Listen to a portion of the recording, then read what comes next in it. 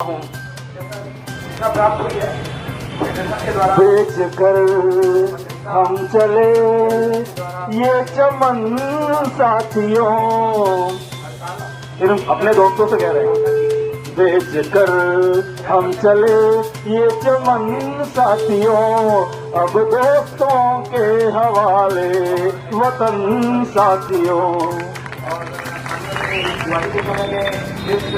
दूसरी महंगाई की बात है, दाम बढ़ते रहे लोग मरते रहे, फिर भी जुमलों को हमने न थमने दिया।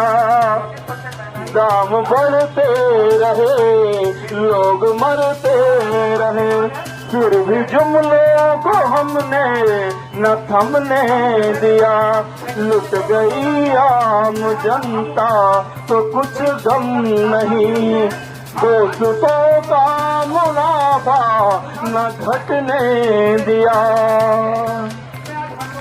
अब ये लो संभालो,